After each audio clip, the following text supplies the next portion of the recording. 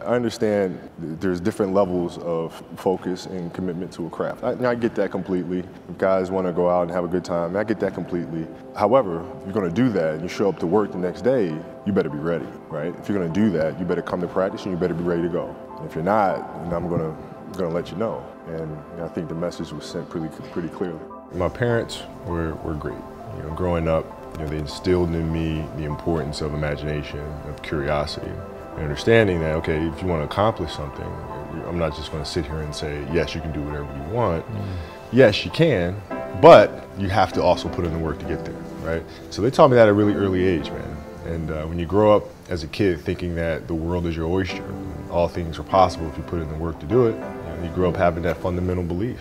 Much the same that I am now, actually, which is extremely curious. Extremely curious. I had a great teacher in high school. Her name is Jane Mastriano, who I'm still very close to. And she sparked my curiosity in writing. And the reason why I felt it was important at the time was not for the writing's sake, not for storytelling purposes, but there are things in story, inherently in story, that can help me be a better basketball player, be a better teammate, a better leader, understand emotions better. So that's why I got into storytelling, actually. So it's just insanely curious, man, and trivial things weren't gonna pull my attention. It had to be things, weren't gonna pull my attention. It had to be things that I had a purpose. I wanted to be one of the best basketball players to ever play. And anything else that was outside of that lane, I didn't have time for. You know, when you're in this culture in our society, you can do some phenomenal things individually, but they'll never reach their full potential unless you do them collectively.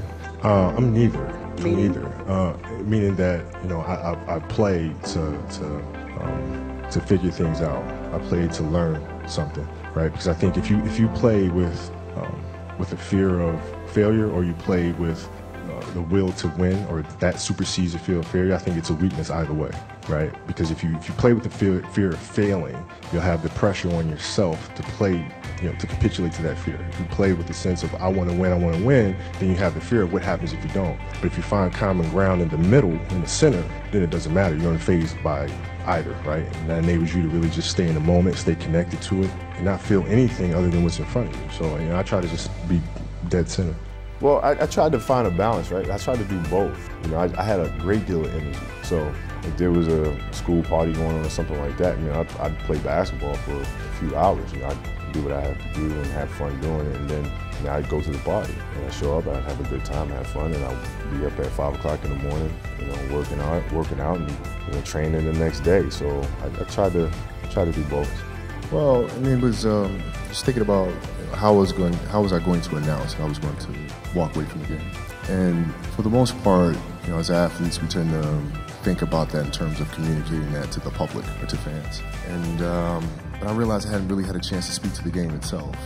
And so I decided that was going to be my focus. And once I had that focus, the words came pretty quickly. I actually wrote 2 drafts within about 30 minutes. And the first one was more confrontational in nature because it felt like the game was trying to tell me you need me, and you can't walk away from this. This is who you are. And so the first tone was more confrontational. I was like, no, I can walk away from you. I can do something without you, And then, like in every argument, you kind of calm down and you start seeing all the beautiful things that you've learned from the game, which is the second draft that you guys hear now. But I wanted to make sure it was visual.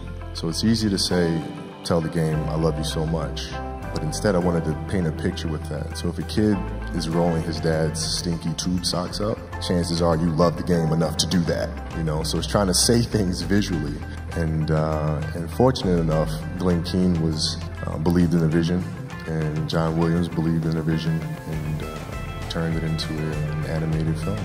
Talk about this often, and we always talk about the fact that you can learn a lot more from the failures than you can from the successes. And you have to figure out where those landmines are and then how to best avoid those, or help entrepreneurs, and ourselves included, figure out the clues of where those landmines are. Not that you're going to avoid all of them. Right.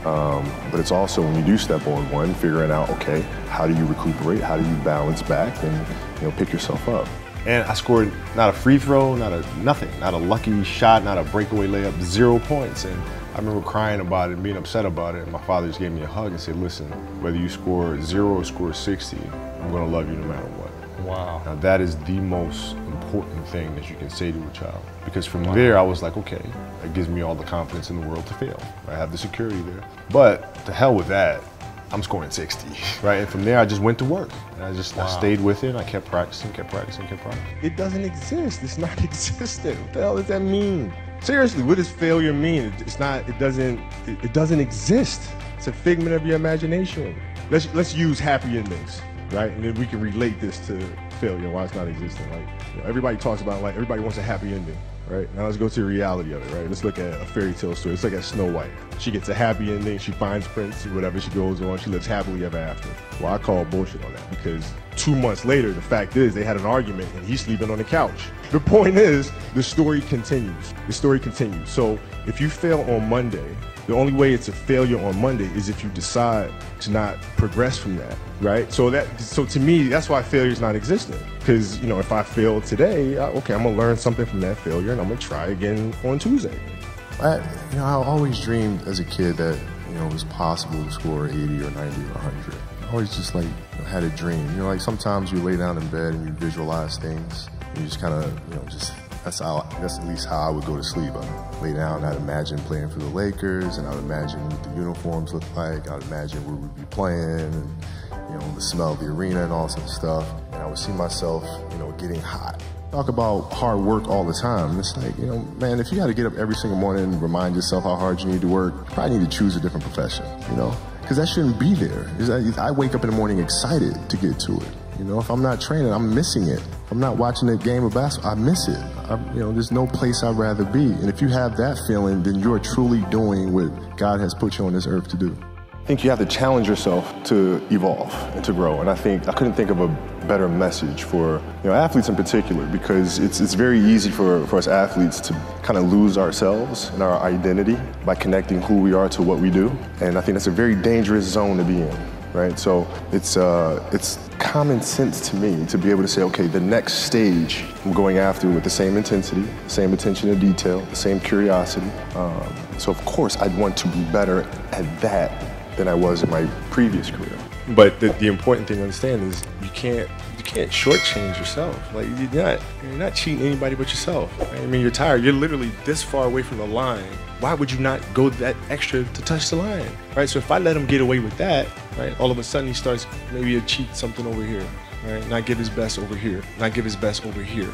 And as years go on, he's going to be he's not going to reach his full potential, because he's been taking these little shortcuts that just add up. And you can't let that happen. Our job as teachers, as mentors, as inspirers, it's our responsibility to hold them accountable to those things.